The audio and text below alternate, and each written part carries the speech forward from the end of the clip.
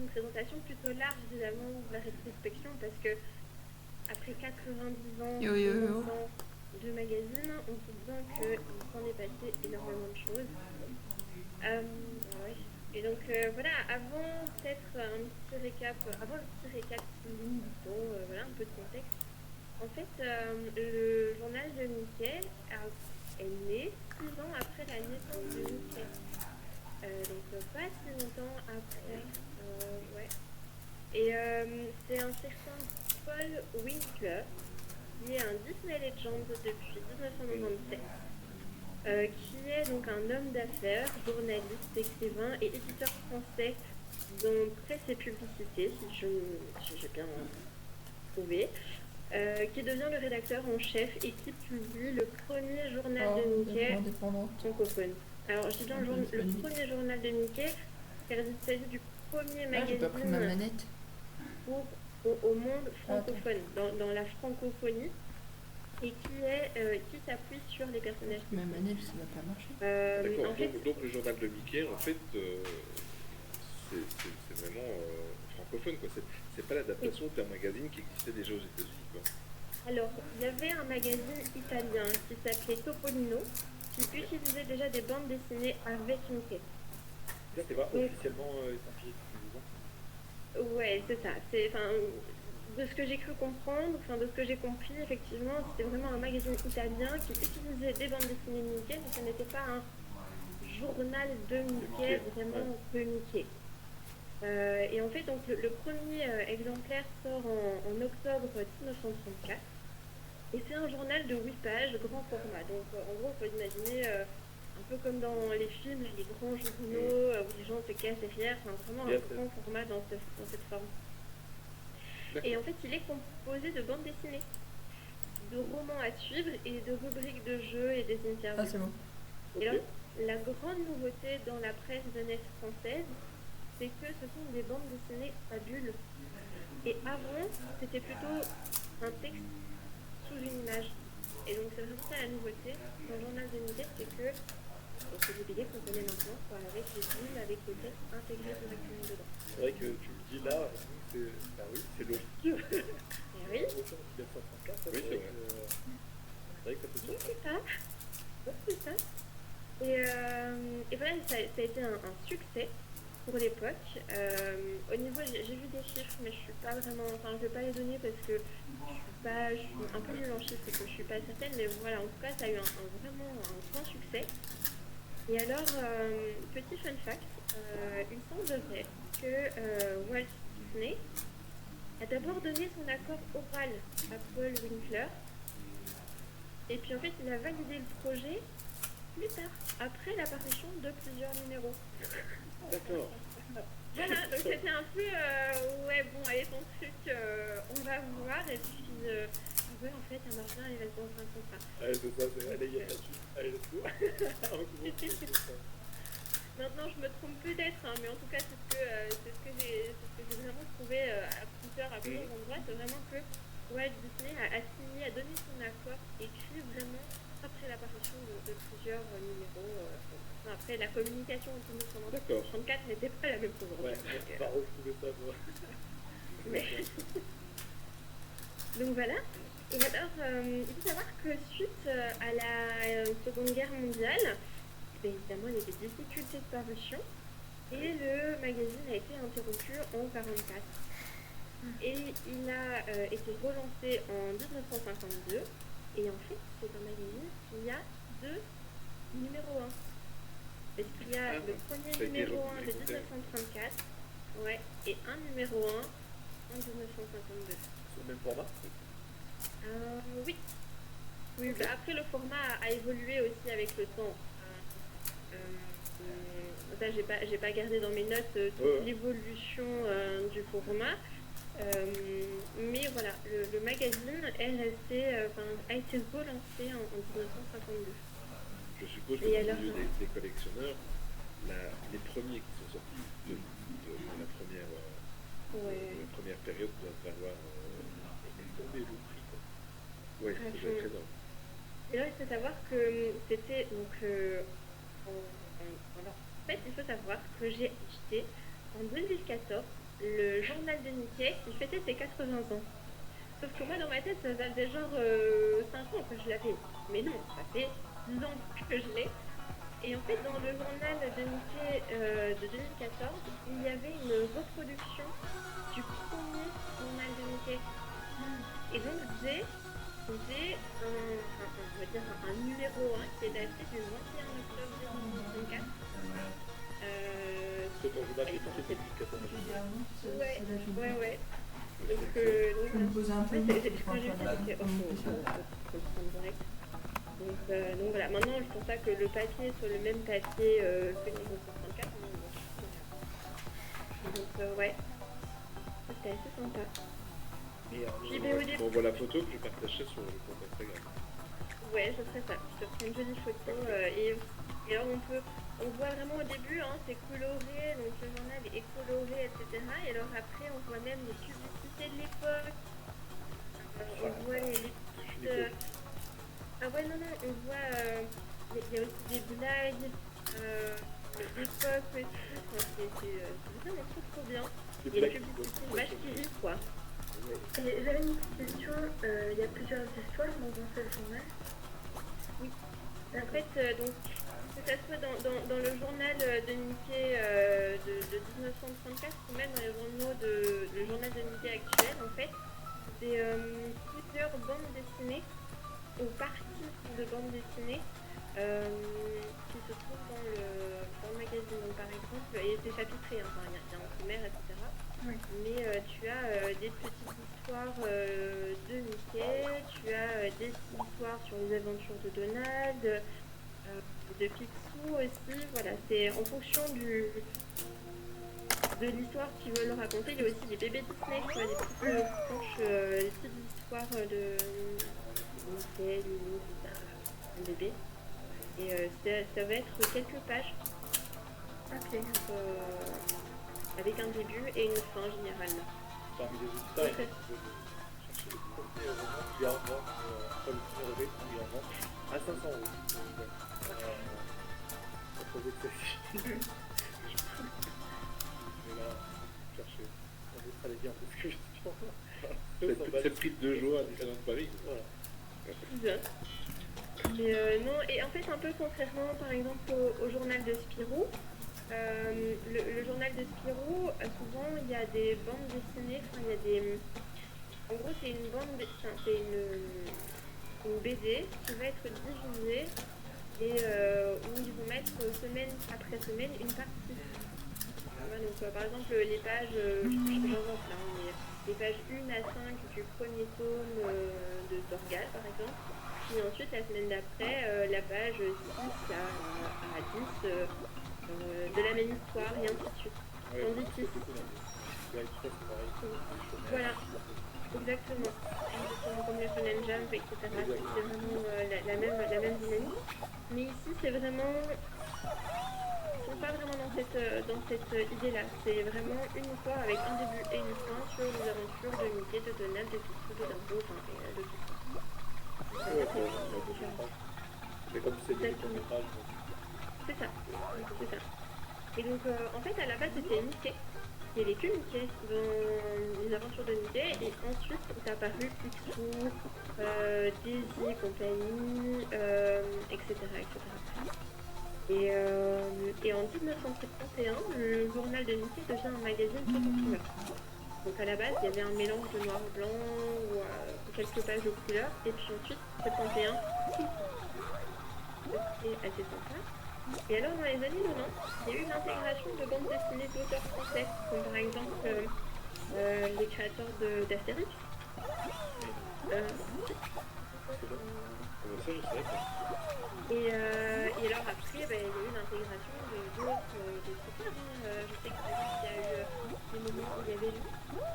Je sais pas, peut-être que Lydia, ça te parle. Non mais oui, c'est ça. Dans les bandes dessinées, il y a lui, il y a aussi... du coup, il y a des blagues. Voilà, j'en ai des... Il y avait les profs aussi, je sais pas si ça parle à certains. Oui, ça me parle. Les Beatles, Petite Canon, les Beatles, Enfin, voilà, c'est pas mal de monde quoi, de la BD, il y a des petits stuff aussi pour les moments de nul. C'était le fait de mettre plusieurs d'autres personnages Alors les autres licences, elles ont toujours le nom de l'auteur. je veux dire, dans le journal de Mickey, ils acceptent de mettre des BD, des morceaux de blanc. Déjà, hein. C'est pas l'idée d'être Disney, quoi. C'est ce qui valide le fait Par contre, était interminable. d'utiliser d'autres planches. Peut-être que moi j'en ai conclu en tout cas, Ouais. effectivement. Ouais. Ou alors c'est simplement une licence, en fait, c'est un truc indépendant un peu, de Mickey Magazine appartenait à Là, c'est une question ultra technique que tu me poses. Je n'ai pas été dans les détails de la gestion de tout ça. En fait, je pense surtout qu'ils signent des conventions avec les auteurs des bandes dessinées et que voilà, les auteurs des autres bandes dessinées, enfin, mon interprétation, signent un contrat ou une convention sur ok, tel tour, tu me diffuses, ou pendant X temps, on diffuse autant de planches ou de produits autant de planches, etc. Et de manière plus ou moins fictive en fonction des auteurs qui éditent au moment où tu vas peut-être faire la promotion sur la sortie d'un tour. Enfin, moi c'est mon interprétation, mais chaque fois je n'ai pas été dans la recherche du fonctionnement éditorial du journal de Mickey. Mais en fait, petite précision, on paraît un petit peu étonné de certaines choses. On ne joue pas la comédie, hein. C'est le principe de ce podcast, c'est que chacun prépare ses sujets, on connaît les titres des sujets, mais on découvre en même temps. C'est pour ça qu'on a l'air un petit peu étonné et qu'on pose des questions. Oui, et chacun ramène son petit sujet, et puis voilà. C'est-à-dire, on n'est pas des pros non plus, on est là pour discuter, on est là pour débattre. Mais clairement. On fait partager notre soirée. Mais ouais. Et puis ensuite, au niveau pour la suite, bon voilà, je ne pourrais pas vous dire exactement comment ça se passe au niveau du fait qu'ils prennent des bandes dessinées ou des extraits de BD d'autres auteurs. Donc ça, je ne saurais pas dire. Maintenant, sur les... T'as peut-être pas tort sur le côté de... C'est un peu comme le Weekly Shonen Jump, on va en parler juste un peu où en fait c'est les différents mangaka qui envoient leur planche en disant ben voilà, je mets mon billet, tiens, est-ce que tu peux me diffuser ça? Je pense que c'est mieux que tout ça. Il faut que j'en fasse une.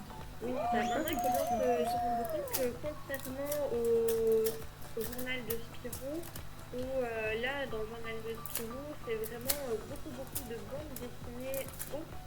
Là c'est le principe, le cœur même c'est Mickey et ses aventures.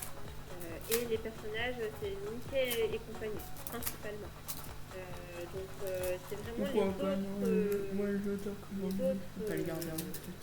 Bandes dessinées ou les autres histoires, c'est vraiment un petit peu une espèce de petite bouffée d'air frais dans le magazine qui change un petit peu, qui te donne envie de retourner dans les histoires de Mickey et compagnie, mais ok, une petite pause de Mickey et puis on repart quoi. Et les bandes dessinées des autres auteurs ne font peut-être que 2, 3, grand max 4 planches, tandis que les bandes dessinées de Mickey font vraiment plusieurs pages quoi, entre 6 et 8 pages pour certaines histoires. Donc c'est vraiment quelque chose où, voilà, pour ceux qui ne connaissent pas les magazines jeunesse tels que ceux-là, c'est la différence par exemple avec le journal de Spirou. Là c'est vraiment, j'enchaîne les idées. Je n'ai pas fait de recherche sur Spirou, mais toutes les BD sont reprises par la... Ouais, c'est Glénat, ou c'était... je ne sais pas quelle maison d'édition a à la charge du journal de Spirou, mais voilà, c'est différent. Et donc, après les années 90, où c'était l'intégration de bande dessinée français, qui a quand même été un grand tournant dans le journal de Mickey. Dans les années 2000 et 2010, il y a évidemment eu la création du site internet et de contenu avec la levée de la pièce et donc en quand même changé la distribution. Et puis finalement, en 2017, ils sont revenus au journal de Mickey 100% classique en mettant principalement de l'histoire de Mickey. Donc comme je l'expliquais, là maintenant, on a beaucoup d'histoires de Mickey et très peu d'autres auteurs, mais ils sont toujours là et c'est quand même appréciable de les avoir. C'est un hebdomadaire, c'est un mensuel, C'est un hebdomadaire, c'est ça. Ouais. C'est incroyable, hein. Ouais, au début, je me suis dit, oui, c'est toutes les 2 semaines, c'est une fois par mois, et en fait, non, c'est presque hebdomadaire. Donc, et alors, c'est vraiment connu parce que dans le contenu du journal de Mickey, tu as il y a des enfants qui sont en voix, genre des productions, etc. Et ils sont dans le journal, donc t'as encore ce truc de relation avec les lecteurs du journal de Mickey. Et ma question, j'avais posé exactement. Je pense que les enfants d'aujourd'hui sont toujours à fond dans le journal de Mickey. À fond, je ne sais pas, mais il y a toujours une partie lecteur, retour lecteur, des photos d'enfants avec leurs prod, leurs dessins, leurs bricolages, il y en a toujours. Écoute, je suis assez surpris, c'est que quand je viens de... Moi j'ai école de mathématiques, hein, je vais aller voir un petit peu parce qu'on sait que la prostatie, ça...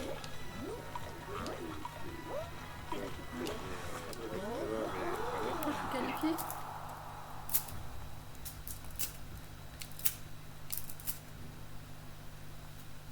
Quoi?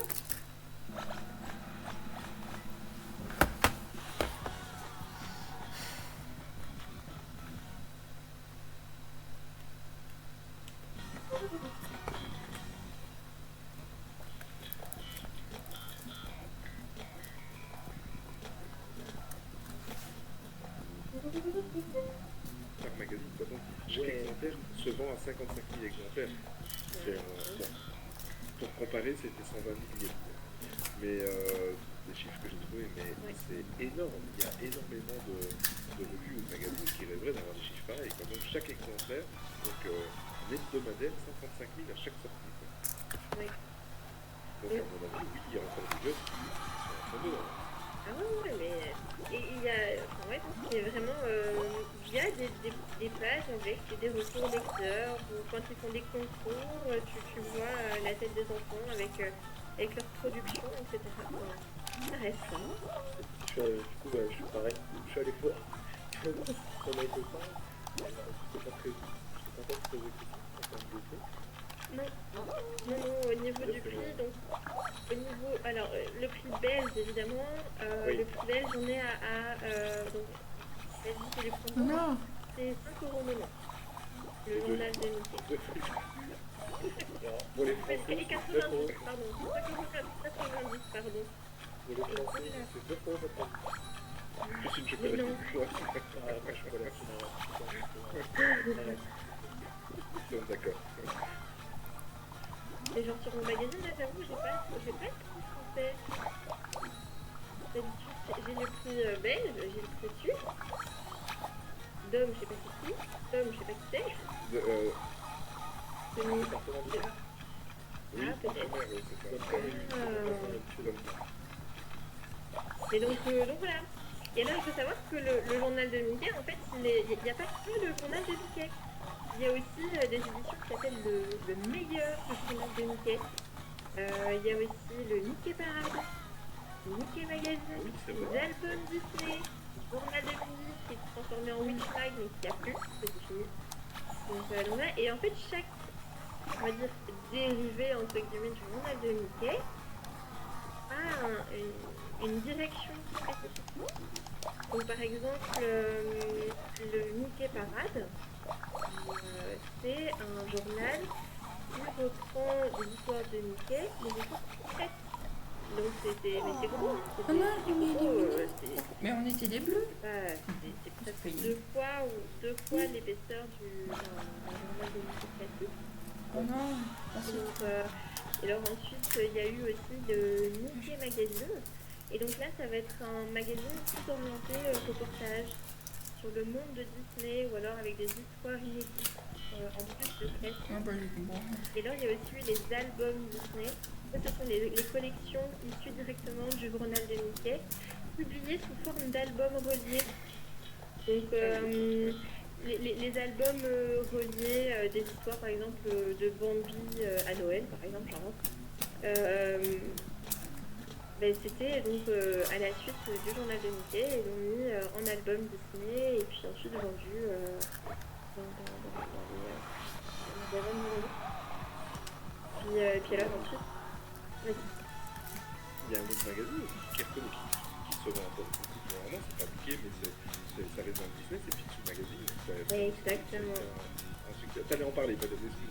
Mais voilà, j'ai limité au niveau des dérivés des journaux de Mickey, mais oui, effectivement, il y a le journal, enfin, c'est Picsou, et là, pareil, il y a plusieurs catégories dans les Picsou, si je ne me trompe pas, il y en a qui sont plus gros, des plus fins, enfin, c'est que...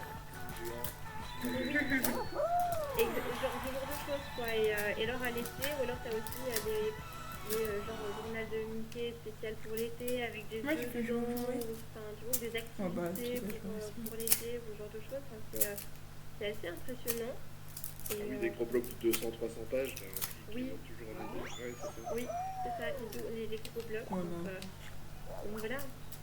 Et alors, parce que petite aparté, et puis je crois que voilà, après, petit aparté au niveau des journaux de Mickey, un que mon préféré, et c'est celui qui m'a fait découvrir vraiment, qui m'a fait plonger dans l'univers un peu manga, mais quand je parle de ça, j'avais genre 12 ans, donc à une époque où j'avais pas le droit de toujours tout acheter tout ce que je voulais comme je voulais, et les parents se sont dit c'est quand même pas mal, mais le Witch Mag était une espèce d'alternative. Et en fait, donc, il y avait un journal de Mimi qui était basé sur les filles, voilà, dédié plutôt aux jeunes lectrices de bande dessinée. Et ensuite, il s'est transformé en Witch Mag. Et donc, c'est une série avec 5 ados dotés de pouvoirs magiques, un peu comme les Winx, ça vous parle. Mais là, c'est Team Witch, c'est pas un Witch. Voilà. Ouais, le Witch Mag. Et donc l'apparition a été en 2012. Et alors les histoires de Witch ont été reprises dans les bibliothèques roses. Il y avait eu des séries animées qui ont repris, donc un peu pas la version lecture. Et donc voilà. C'est le petit deuil que je dois faire, c'est qu'il n'y a plus de Witch. Voilà. Ça me plaît. Voilà.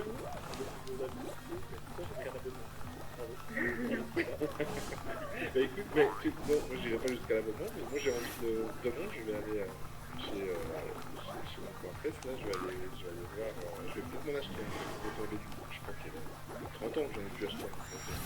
Mais c'est vrai que Sophie t'avais en fait d'avoir un sujet là, parce qu'en fait c'est vrai qu'il y a tellement de pans différents dans l'univers Disney que c'est vrai que Mickey Magazine, j'avais mis dans un tiroir de ma mémoire, mais je n'y pense pas forcément en fait.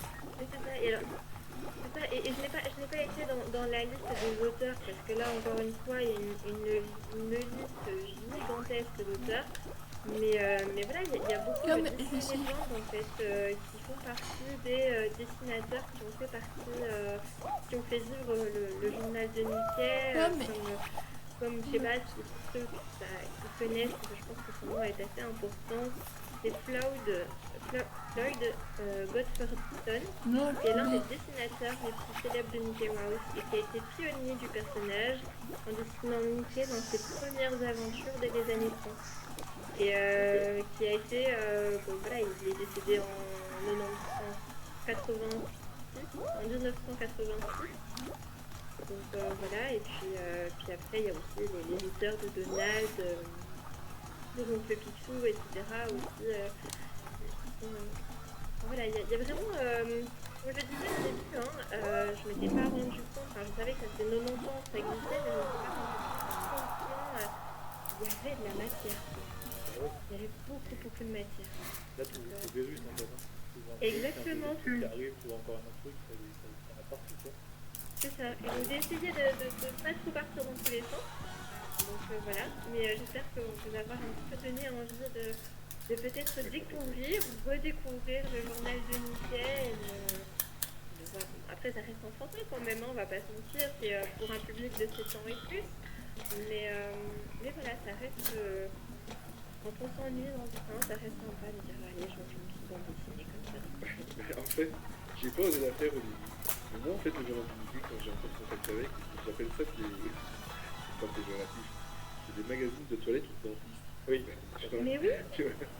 Mais c'est vrai, mais t'as toujours un journal de Mickey chez ton médecin, chez ton dentiste, ou dans les toilettes d'un hôpital, ou peu importe, t'as toujours un journal de Mickey. Je sais pas, Olivia, si toi ça t'a donné envie de peut-être découvrir ça ou c'est vraiment. Non, en fait, pas du Ou tout. d'aller chez le dentiste. C'est pas du tout. Ouais, c'est tant pis.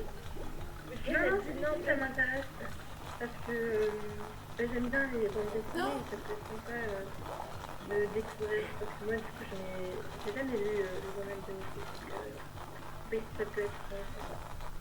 Quoi, même en vacances, même les gros trucs, tu vois, que tu fais dans la voiture ou dans l'avion, pour un peu changer des bandes dessinées, c'est super lourd.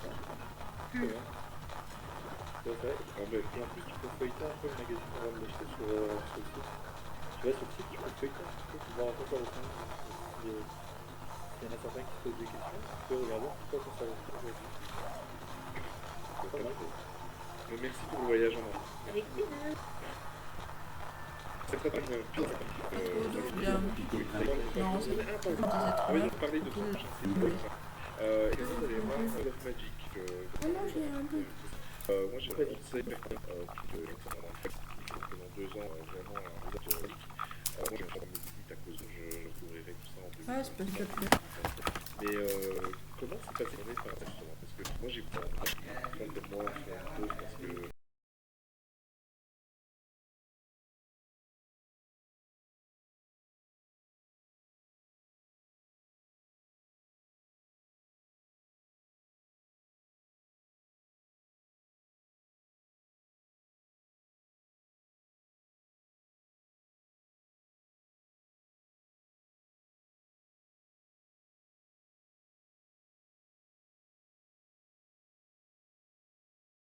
ça devient un peu Ah bah attends, j'arrive. De relatif. toute façon, j'ai eu un bug.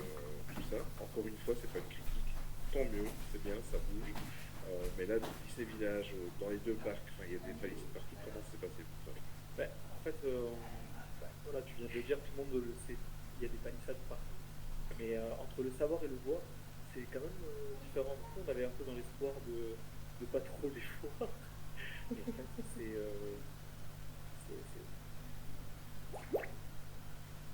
assez hard. Il y en a vraiment, vraiment, vraiment partout. Quoi. Il y en a vraiment partout. Et c'est même dans le parc principal, c'est compliqué parce que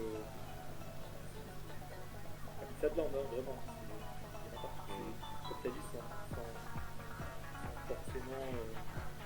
Forcément rien là-dessus, mais c'est pourquoi il y a des palissades, ça va être bien après, mais c'est vrai que tu vas dire je vais aller pour la safe place, c'est du bien, on va se faire un petit peu, c'est un truc cool, ça fait longtemps en plus, donc et ouais. Le côté palissade est un peu omniprésent. Là où moi, alors ça me dérange pas forcément, mais là où moi ça m'a un peu frustré, c'est que je trouve, en tout cas, je sais pas, après la question va être pour vous aussi, je sais pas si vous avez vu un petit peu ce qui se passe, si vous avez fait un voyage il y a pas longtemps aussi. Je trouve que par contre, ils font pas assez d'efforts pour compenser l'impact des travaux sur l'expérience. Alors, je sais pas si vous, en tant qu'auditeur, vous y êtes allé, vous avez une expérience, Je suis allée j'essaie de compenser un peu, ça dit bien. Je suis allée en Ah non, juillet tu m'as pas quitté? Ouais, 2024. Oh bah voilà. Donc, assez fin. Le Disney Village n'était pas encore totalement sous palissade. ça, Par contre, Disney Studios, on va l'appeler comme ça un petit peu, ouais, Disney Studios était avec beaucoup de palissades. Et par contre, ce que j'ai bien apprécié, c'est que, ça peut paraître bizarre, mais le système de circulation quand même, alors, ça peut rappeler un peu le Covid, ouais, au studio. Ça peut rappeler un peu le Covid de il y a une bande à gauche, il y a une bande à droite, machin, mais étant donné qu'il y a des palissades et qu'on marche, du moins en juillet, on marchait dans des espèces de couloirs, mais au moins ça permettait d'avoir une circulation vide dans un sens et dans un autre et de pas se prendre ces gens à longueur C'est ça, de temps, voilà, de promenade. Maintenant, c'est vrai que j'ai trouvé qu'il manquait peut-être un petit peu de décor sur les palissades ou, tu vois, ou ouais. des images. Ou... À certains endroits, il y en avait, à d'autres, il n'y en avait pas. Bon, compliqué, ou sans rangement dedans, ou après, il faut peut-être un peu plus de choses aussi. Mais c'est vrai que, voilà, ça faisait tunnel en fait. Je me sentais dans le studio, je me sentais en mode un peu tunnel. Je vais un point A, un point B, et bim bim, et boum boum, tu fais tes trucs, et après, hop, tu vas dans l'autre part. Mais à ce Moi, moment-là, j'ai mal au c'est cœur. pas- Où j'ai mal au cœur, là, nous on est fans, hein, donc on suit Disney, on suit l'actualité Disney, on suit les youtubeurs, les influenceurs Disney, mais la famille lambda, forcément, je sais très très bien que ça ne se fait pas dans le marketing et dans le commerce de faire de la publicité en disant attention, il y a plein de palissades, parce que là ils n'ont plus personne qui ne vont pas le faire. J'ai bien conscience de ça, j'ai pas de souci avec ça.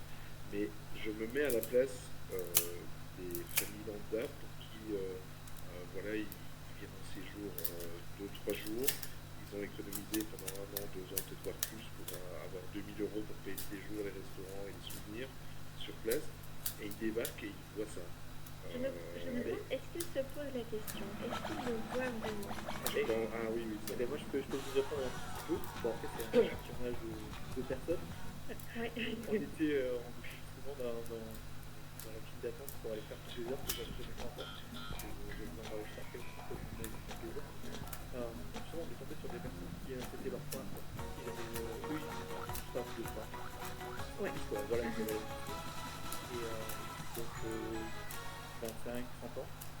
Et ils ont dit, franchement, par rapport au prix qu'on paye, on est vraiment extrêmement dessus de la qualité du film. Et on ne reviendra pas par contre. À cause des travaux. À cause des travaux, ouais, parce qu'en fait, ils sont arrivés dans ce des gens qui sont pas du tout encore faire Disney. Eux, ils ont bien une petite attraction en général. Faire du bois de nuit, faire des fermes, des parcs. Au départ, mais sans s'intéresser à l'univers de l'enfant. Et ils se sont dit, moi, ça fait 70 ans que je me fais arnaquer par le côté où il se passe à moi qu'il y a des très gros travaux qui vont finalement empêcher que en fait, dans le couloir que tu disais, Ouais. eux, il fallait des choses. Ok. C'est à la côté, c'est pas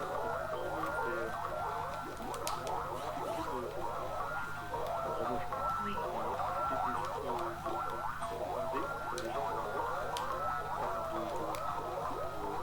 D'expérience.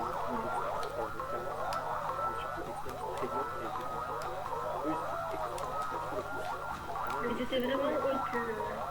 Pardon. Non, c'est que les prix n'ont pas baissé par rapport.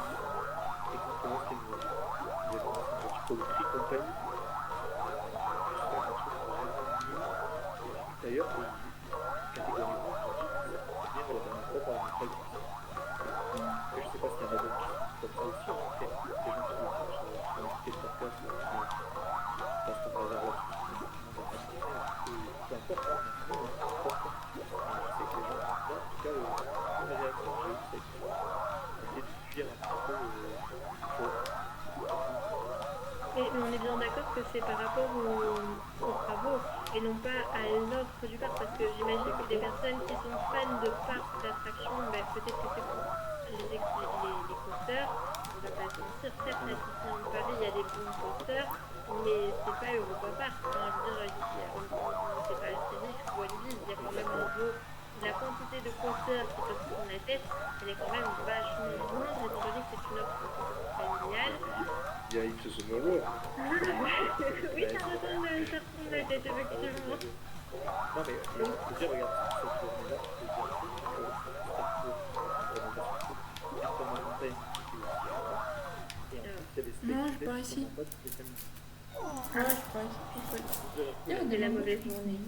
Tu tombes sur une journée comme ça, c'est timer. J'ai essayé. Ouais. J'avais tout au prix qu'on paye, j'avais tout. Puis en plus, c'est pas passé par des offres comme des offres comme droite. à l'hôtel le plus cher,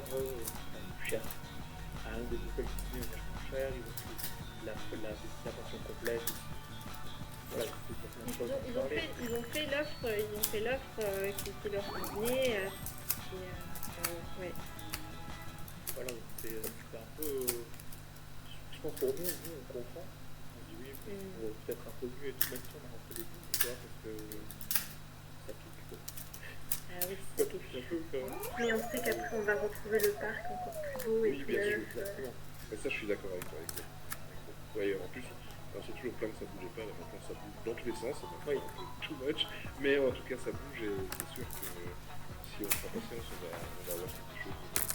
Et au niveau du fameux spectacle qui est dans le parc depuis le 10 janvier dernier, Disney Tales of Magic, tu peux nous en parler un petit peu? Parce que moi, à l'époque, j'avais vu un spectacle, je sais même plus, je les archives personnelles, mais j'avais vu un truc un peu similaire en Californie, avec des projections et tout ça sur Netflix, mais dis-nous un petit peu ce que tu en penses Moi, je crois peut-être de la pas. qualité du spectacle. Alors, Ouais. moi je m'attendais à dire direct. Moi j'ai kiffé personnellement. J'ai bien aimé vraiment bien aimé le show. C'est un show qui change. Après, j'avais tellement de critiques négatives. Ah ouais? Ouais, j'avais pas mal de Non, je suis tombée. qui ont des critiques assez négatives. Faut pas écouter d'autres podcasts, il y a quoi mieux. Non, bah, tous les êtres sont très bons, mais tu arrives avec un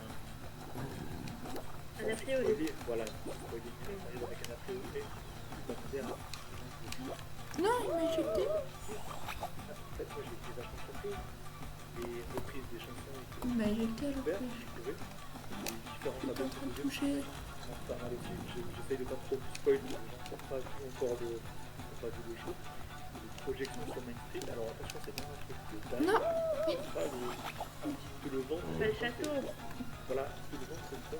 C'est un petit peu dur, quoi. Tout le vent, comme c'était un truc de révolutionnaire sur Main Street. En fait, moi, je voulais continuer du show, en fait, c'est pas très bien placé. C'est cool parce que t'as tout Main Street qui est avec des projections et c'est vraiment différent de ce que t'as sur le château. Après, le show de Grosse, franchement, on est resté on est resté ébahi de l'intrigue, c'est vraiment aussi bien. Pour moi, en tout cas, c'est vraiment de Dream. Je sais que ça C'est une dream.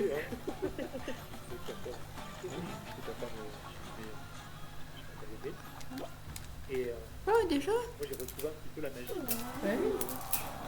Chaque moment, un petit peu toucher un petit peu chaque personne avec ses différents vécus. J'ai trouvé que c'était vachement bien. Après, attention, faut pas aller chercher dans une trame narrative trop poussée. C'est pas du tout ça. Moi, c'est pas du tout ce que j'aime bien dans les choses de soirée non plus. Ça me plein les yeux. Et pourtant, ça me prend plein les yeux, plein les sons. Ouais, et moi, vraiment, en tout cas, c'est un show que j'ai vraiment kiffé. Je pense que c'est un show qu'on peut voir sur différents angles. Si vous n'êtes pas au château, vous avez Main Street derrière vous, vous regardez peut-être Main Street. Ça va être ma question, exactement. Ben, je pense que peu importe l'angle sur lequel tu le vois, je pense qu'il vaut quand même le coup. Après, c'est sûr que tout ce qui est. Donc tu te conseilles d'aller le voir aussi bien en face du château que de regarder uniquement le show qui se passe dans la ville. Ouais. Et c'est placé où? Ben, nous, on était placé, tu vois, les panneaux d'annonce des temps. Oui. Voilà, on était à ce côté-là pour avoir un petit peu le côté gauche de Main Street et être un peu en face du château et pas avoir les gens qui partent dessus. Ça c'est d'un peu niveau qui paraît, tu vois. Donc elle s'était bien entre les deux. Et cool en plus, tu vois, le show très bien au niveau du château. Oh, pas On est un petit peu Main Street aussi en fonction des différents tableaux, mais en fait, il y en a tellement partout. Entre les drones, les lasers, les portes, tu vois, une fois que tu as vu le show, moi ce que j'ai fait c'est qu'en rentrant, je regardais un petit peu les gens qui étaient filmés Main Street pour vraiment voir si j'avais loupé un truc ou quoi. Et en fait non, en fait c'est par là, j'ai vu Main Street bien vu face au château. Mais je pense que vraiment, t'as pas l'expérience du plein milieu du château, c'est pas bien grave. C'est pas bien, parce que le l'expérience Main Street est pas mal aussi. Voilà. Et petite question, comment est-ce que tu as trouvé l'intégration des drones du coup? Parce que si on n'est pas très proche du château, est-ce qu'on voit quand même bien Ouais, les je choses? pense que tu vois très bien, il y a pas mal de passages où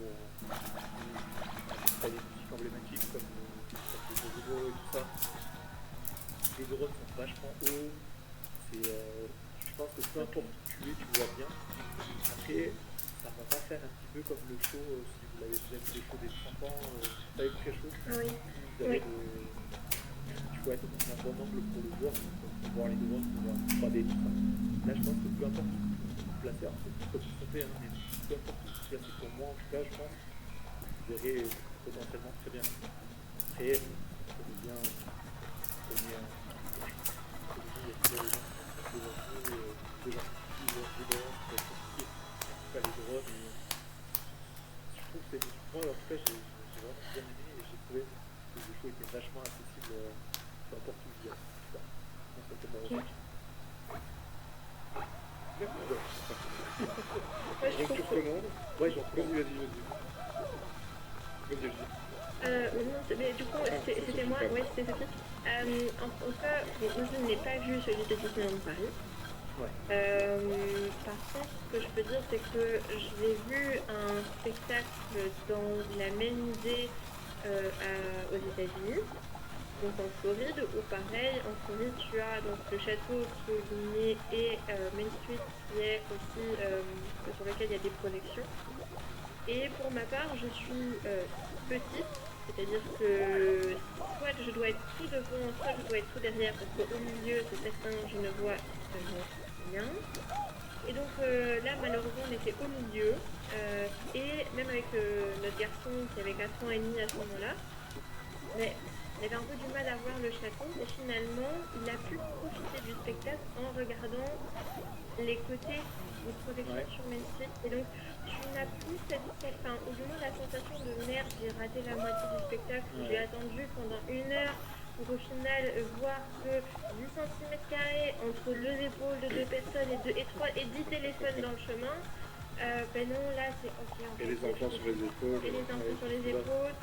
Et là, en fait, non, t'as pas cette sensation parce que tu as les trucs sur Main Street. Donc, j'imagine que à Disneyland Paris, on peut avoir la même, j'ai cru qu'il y avait la même sensation de ok, en fait, c'est bon. J'ai cru qu'il y avait J'ai pas loupé ma soirée. Je me suis pas tapé 1 heure et demie d'attente pour rien. J'ai quand même pu voir des choses sympas, le feu d'artifice, les drones et les projections sur les murs. Non, c'est exactement ça. Parce que je pense que ça m'enlève un peu le côté frustration. Oui. Ah putain, merde, c'est ça. Bah, où tu l'as, c'est différent. Hein. Mais c'est un show, je pense que tu vas pouvoir faire plusieurs fois. Et puis, si une fois, bah, il y a toujours des pour voir le château. Et en parlant d'astuces, justement, je comprends pourquoi ils ont mis en place un système de place payante, tu sais, de réservation de place payante. Parce que nous, on s'est fait la réflexion, donc on est parti en gros, j'ai un petit qu'on s'est gardé. Et du coup, on s'est dit, putain, le jour où on y va, on ne prendrait pas place pour le soir. Parce que du coup, au moins, ils sont en face. Et en fait, moi, j'ai fait très ignoramment, c'est ça, le place payante, le show et tout. Vraiment. C'est facile. Ouais, vraiment, c'est une facteur. Et en fait, quand tu y es, je réfléchis un peu différemment, je te dis, peut-être le faire une fois, pourquoi pas. Comme ça, tu te fais insulter. Exactement. Non, mais c'est parce qu'en fait, moi j'ai vécu le truc au tout début des places Infinity, quand ils ont fait l'avant-dernière refonte des places. J'avais l'Infinity et on avait des places, à l'époque, dans son place Infinity, quoi. Et quand on allait justement, donc ils créaient un espèce de couloir sur le côté gauche pour que les places Infinity puissent y accéder. Et quand on y était, on entendait. C'était pas des injures, c'était limite. C'était regardez ce couloir, regardez ci, regardez là, petite thune, alors ils ont le droit de se mettre devant. Ça n'arrêtait pas. Franchement, avant le show, ça n'arrêtait pas. Moi, je l'ai vécu 2 fois. Et c'était des fois, ça ne criait pas, on ne t'impressionnait pas, on ne voulait pas, on ne cherchait pas la bagarre. Mais tu les entendais, tu vois, t'entendais ces réflexions qui étaient dites à haute voix, effectivement. Mais voilà. Mais tu sais combien ils vendent ces places-là maintenant? ça, le dernier, je crois que ça. Mais comment ça vient, on se dit, bah, qui passe une fois avec le petit, bah, pas qu'il se fasse marcher. Et en plus, du coup, ce serait que nous qui payons, qui ne payent pas. Donc, on s'est dit, Tu te poses la question de, ok, pour le faire une fois, si je veux la faire une fois bien, why not? C'est la question que tu... Non, c'est la réflexion que tu as la eue. réflexion, je me suis faite. Et au final, voilà. Et je pense que finalement, et ça répond à un des besoins des personnes aussi qui vont une fois une fois ou deux ou très rarement, ils disent bon, en fait, oh, on va faire, on a déjà dépensé pour moi. J'ai envie de vraiment voir parce que ça me tient à cœur et que je veux vraiment voir ça. Les gens se poseraient les questions et si c'est là et si ça tient, c'est que ça répond à une demande. C'est la plus Finalement, gagnante. enfin, si ça répond à... Enfin, s'ils maintiennent ce système-là, c'est que ça répond à une demande. Et donc, Mais tu prends, voilà, on peut le prendre de ce côté-là et on peut le prendre de l'autre côté en disant tant qu'il y a des gens qui en achèteront, c'est qu'il y a, C'est qu'il y a un marché. Ça leur donne raison. Voilà, ça leur donne raison de le faire.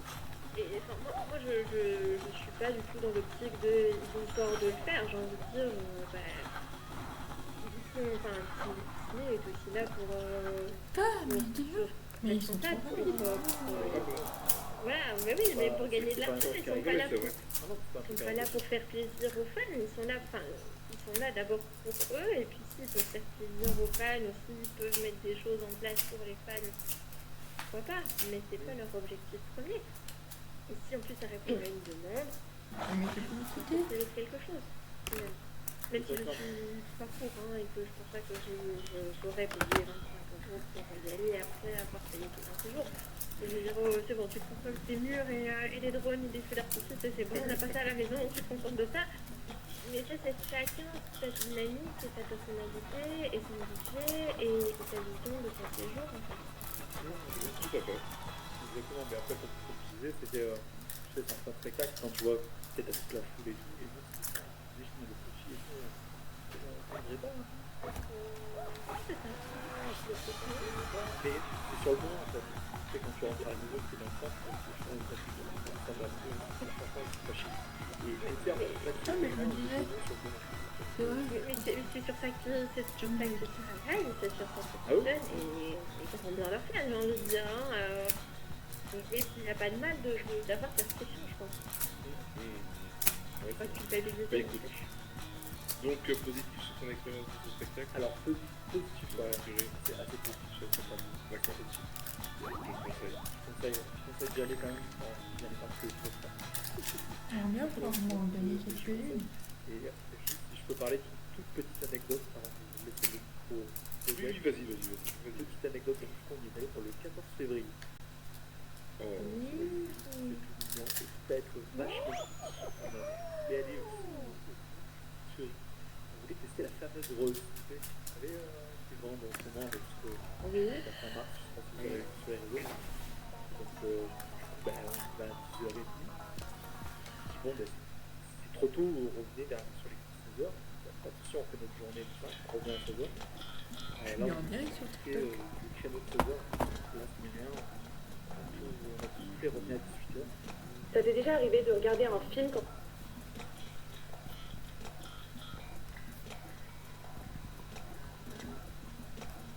Non, on revient à 18h, on commence à 5h.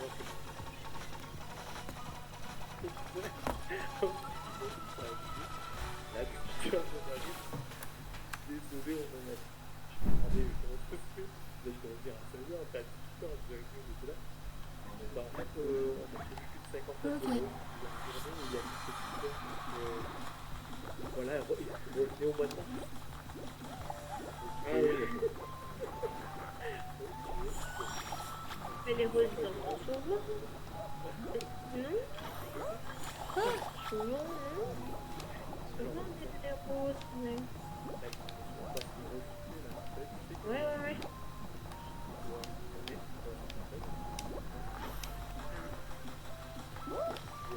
Ah, je veux bien.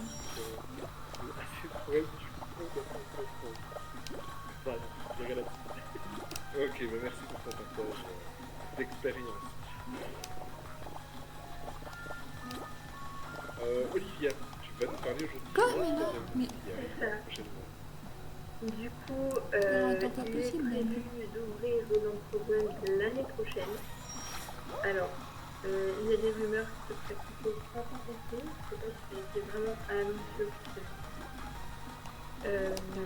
Mais donc, ce serait dans le futur Adventure World, le futur nom des Walt Disney Studios.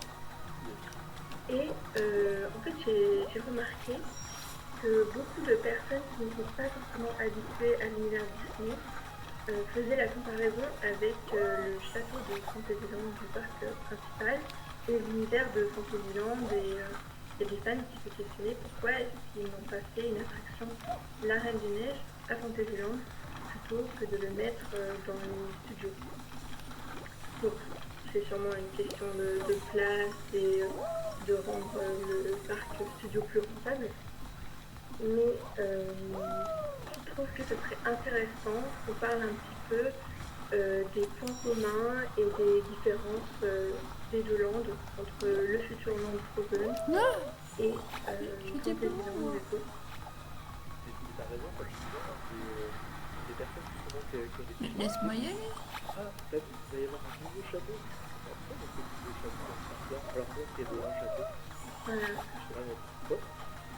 Mais là, on fait encore une chose. Oui, c'est ça, c'est des problèmes. Le petit tout juste. Et oui, parce qu'on peut quand même l'apercevoir. Ah, c'est bon. maintenant, Là, je suis à date. ils n'autorisent plus les photos et tout ça au parachute, vous savez, des attractions des parachutes. On peut apercevoir la construction du futur land Frozen. Ouais. Et donc, on peut trouver et des grosses différences quand même, hein, faut se le dire. Quand même, clairement. Voilà. Donc, est-ce que vous avez quelques petites choses à dire sur ça, déjà la thématique Moi déjà, quand je vois des photos du château du World of Frozen à Hong Kong ou même c'est à Tokyo, je trouve que ça ressemble fort au château américain, c'est-à-dire Oui. quelque chose de très massif dans le bas, puis alors en arrière, un peu au milieu, quelque chose qui devient tout de suite très léger. Je trouve que ça ressemble beaucoup au château de Disneyland, Disneyland Resort. Je trouve que l'institut, en tout cas sur les photos que je vois de Hong Kong, parce que je ne peux pas encore comparer celui de Paris, je sais qu'ils vont le rendre plus léger, un peu à l'image de celui du château de Disneyland Paris, de La Belle au Bois dormant. Est-ce qu'ils vont le rendre aussi léger ou est-ce qu'ils vont le faire un peu en mode américaine, comme ça, un peu beau, 2 étages? Je trouve un peu plus élégant déjà celui qu'on va voir à Disneyland Paris parce que nous, toute la storyline va se passer pendant la célébration de l'hiver. Ah non, mais Et fini donc aussi. les toits en fait du Bien, château bien, sont bien. glacés, donc bleutés, comme si Elsa avait gelé le château. Comme à la fin du film, en fait. Voilà, donc je trouve que c'est, je sais pas, il y a un petit côté un peu plus magique peut-être. Mais en fait, on parle du château, mais c'est même pas le château qui va être haut, parce que on avait un petit peu le château. C'est la montagne. Oui, c'est ça, exactement. Le château, en fait, il va faire 20 mètres de haut, c'est la montagne derrière qui fait 40 mètres de haut. Attends, je vois. Comparatif, c'est le sud de Fantasyland d'à côté, dans le parc d'à côté, il est à 50 mètres. Mais c'est surtout la montagne, en fait, Voilà. qui va être haut. C'est pas le château qu'on va apercevoir. Et on va quand même apercevoir tout en haut de la montagne le château de glace Ah non, ça va d'Elsa. pas. Oui, ça oui. Donc ça, je pense que ça va être très beau, surtout de nuit, comme on a pu le voir sur Attends, les je vois. concept art. Je fais pas des trucs, je peux juste faire gagner des Il est points. illuminé, tout ça, il va Je avoir, fais ça. ça va faire un très beau paysage, je pense. Donc, je sais qu'il va être gris un petit peu, comme si vous avez comme côté ou pas? Le C'est ça château, en journée, ouais, tu sais, enfin, en journée, quand tu passes des photos, là, tu fais le petit bateau, là, et faire de l'exploration. La journée, il y est. Ça, c'est je vais juste essayer. Je vais au moins pour essayer d'aller, il m'aura montré qu'un seul. Mais je pense que, je sais pas. Peut-être qu'il y aurait quand même quelques petites lumières la journée, je ne sais pas. En tout cas, sur les Vraiment dans l'effet de glace, oui. sur les concept art de Paris cette fois-ci, mais effectivement, c'est assez bleuté avec un petit peu de rose au début des tours. Maintenant, on verra bien le rendu final. Mais voilà, moi je pense que le château du Frozen Land sera peut-être moins élancé que celui de la Belle au bois dormant, et qui fera vraiment plus ça qu'est-ce et moi c'est mon a priori. Oui. Voir, Je pense qu'il va mieux s'intégrer en fait avec par exemple la boutique et les autres petites maisons, les restaurants et tout ça. À Fantasyland, le château, vraiment il est très haut comparé aux autres bâtiments, les attractions et tout ça. Donc je pense que ça va plus s'intégrer dans le paysage. Ça va vraiment être la montagne qu'on va voir de loin. Il va y avoir énormément de faire ce parc, parce que il y a déjà la tour océanique qui rentre, on va avoir le château et la montagne de Frozen, et il ne faut pas oublier que le roi Lion, les 10 ans de roi Lion, ça va être le rocher du roi Lion, donc ça va être quelque chose, même si ça ne pas à 40 mètres, mais ça va être quelque chose d'assez haut, donc en fait, il y a plein de... Il va y avoir énormément de visuels dans ce parc-là.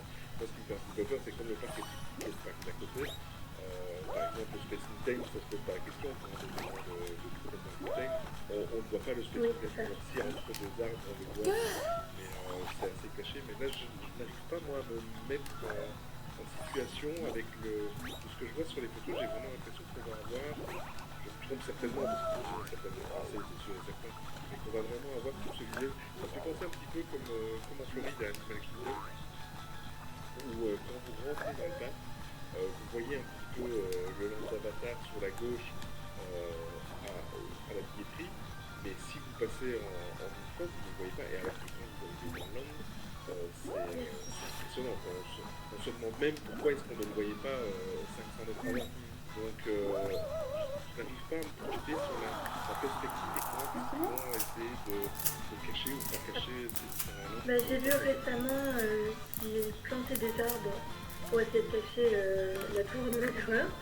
Mais peut-être qu'ils ont créé une butte. Enfin, je pense que c'est peut-être ça qui me perd parce que on sait que souvent les parcs Disney ils font entourer autour de buttes avec des arbres pour pas qu'on puisse voir le monde extérieur et qu'on reste bien dans la thématique. J'en ai fait une parce que je suis à 7. Donc peut-être qu'ils vont essayer de trouver des solutions, des arbres, tout ça pour cacher les autres éléments. Après, je sais pas du tout si pour l'attraction du Roi Lion, si on va pouvoir la voir depuis le Land Frozen. Je pense qu'ils s'en foutent.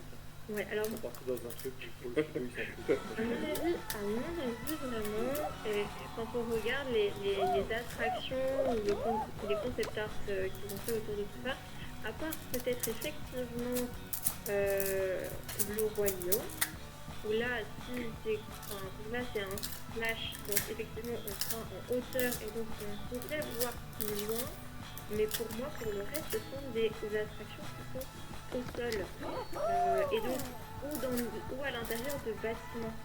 Et donc là, ils sont quand même assez forts à Disneyland Paris pour forcer le visiteur à se positionner dans un certain axe pour avoir cette impression d'immersivité et de ne pas voir avec effectivement le positionnement des kiosques, le positionnement de certaines choses, en plus agrémenté de buissons, d'entrées, de tunnels ou alors encore de ponts qui sont dans cette connaissance et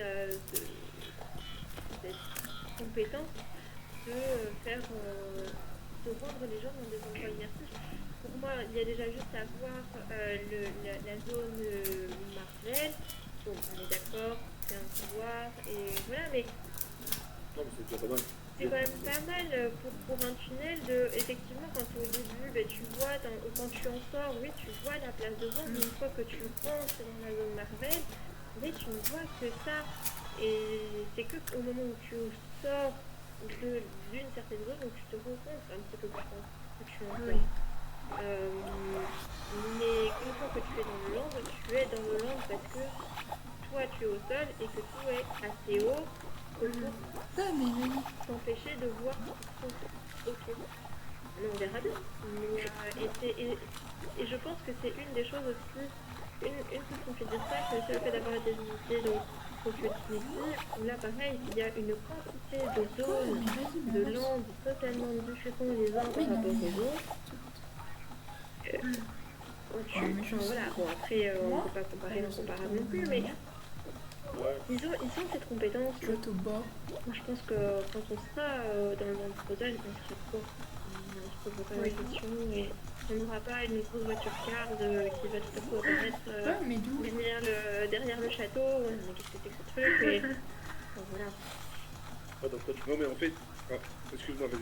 Non, mais en fait, Mais d'où pas les compétences et juste de voir ce qu'il y a. Oui, il suffit juste de voir ce qu'ils ont fait à MGM avec le nom de Star Wars. C'est impressionnant parce que là c'est encore pire, c'est encore mieux. C'est-à-dire que juste au moment d'avant d'arriver au tunnel, on ne se rend même pas compte qu'on arrive dans un nom de Star Wars. C'est impressionnant. C'est simplement que ça va en plus ce parc-là. Mais c'est simplement que, étant donné qu'ils ont fait entre le futur nouveau lac et la tour astéroïde, ils ont fait un parti pris de mettre des choses assez plates, c'est-à-dire mettre les fameux jardins qui sont indiqués, les jardins anglais, merci, d'avoir mis l'attraction Réponse, qui est pas une attraction système imposante comme ça, tu vois. Et je n'arrive pas à voir, surtout que ça va être une année au début, vraiment que les artistes que Aventure fasse son travail, c'est quand même quelque chose qui va être un peu comme ça dans mon imaginaire en tout cas, un peu, je vais pas utiliser le mot divertissement parce que c'est trop, mais assez un peu vide, voilà. Je n'arrive pas à voir comment sur ce comme tout le monde, tous les jours je vois des photos de travaux dans le sport, etc. et je m'y intéresse, mais je n'arrive pas à voir la perspective de ça et tu penses pas que ça fera un peu comme à Epcot où tu es au niveau du pavillon japonais et en face de toi tu vois la boule, un petit peu à ta droite tu vois une partie du pavillon mexicain par exemple, etc. Tu vois un petit morceau de la tour Eiffel à ta droite et en fait tu te rends compte que tu es en face de la mer, du lac et en fait c'est sur une espèce d'esplanade en face de toi où tu as une vision globale, mais une fois que tu tournes le dos en fait tu es dans le land. Je pense pas que ça sera un truc dans cette idée là. Mais il faudrait que je regarde je regarde un peu les dimensions des lacs, mais j'ai l'impression que le lac a disparu plus petit et c'est peut-être tout ça en fait qui c'est sûr et certain, mais c'est un petit peu ça en fait que je n'arrive pas à imaginer, mais c'est sûr qu'ils vont faire quelque chose de grandiose, c'est sûr et certain, mais c'est la perspective de moi ce qui m'inquiète le plus c'est cette allée un peu qui me paraît froide, qui va certainement être agréable et que je serai content à mon âge d'avoir un enfant pour pouvoir m'asseoir pas dans le jardin anglais, mais ce que je veux dire par là, je le dis ironiquement, mais moi c'est juste ça qui me fait j'ai des doutes, je n'arrive pas à penser, c'est tellement vaste et plat en même temps, que je n'arrive pas après, c'est sûr que quand tu as fini cette année-là, tu as un restaurant qui s'ouvre là juste à droite, peut-être que ça va aussi cacher le décor de ce projet qui se trouve là de ce côté-là, parce que le bâtiment va un peu plus loin. C'est vrai qu'il faut voir le rendu final. Après, je sais pas si le but c'était de ne pas voir le Land Frozen depuis Adventure Bay. Je pense que c'était plus comme quand on est sur Main Street et qu'on voit le château. Ben, tu vois, moi c'est comme ça que je m'imaginais cette fameuse allée, tu vois. C'est parce qu'après maintenant on sait que Frozen est un peu décalé sur la droite, mais moi quand ils ont commencé à parler du projet, avant même qu'on voie les premières imaginais avoir un truc comme Main Street où cette allée-là, en face, tu voyais au loin le projet pour la montagne et le château, tu vois. Ce sera la zone d'eau en fait finalement, c'est ça hein. Ouais, c'est ça. Le point culminant, on va dire, de ce parc-là, ça va pas être les attractions, ça va être la zone d'eau. C'est ça. Et après, il y aura le petit pont pour aller jusqu'au lancement. Ok. Et du coup, vous avez pas peur de l'explosion de la tête? Quand tu sais, quand t'arrives, justement, tu dis ouais, ça va être le vent qui est légèrement décalé sur la droite. Et ça va être un tour qui est en face. Et tu passes le port du nord, Mais moi, je pense pas que à hauteur de la tête, je pense pas que tu verras le explosion. Non, je pense pas. Il y a un peu de décalé sur la droite. Oui. Tu verras avec passer la tête, tu ne le verras passer la pas. tête Oui. et Oh, même plus. Même Comme nous, là, c'est- Je pense que tu ne verras pas le Land Transit tant que tu n'arrives pas à la fin de. Enfin, je sais pas ce que vous en pensez, Oui. mais je pense que du lac décalé, tu ne le verras pas. Oui. C'est le même Tu avis. arriveras. Voilà, quand tu arriveras juste après l'attraction Réponse, c'est là où il y a le restaurant. À mon avis, tu commenceras à l'apercevoir là sur la droite au moins. Mais je pense pas que tu le verras de la tête. Non, je pense pas que ça sera un point qui... Je pense pas que c'est vraiment ça qui va attirer les gens à avancer dans le parc. Je pense que ça va être vraiment la zone d'eau et... tu vas attirer l'œil. Oui, C'est ça. oui, c'est ça.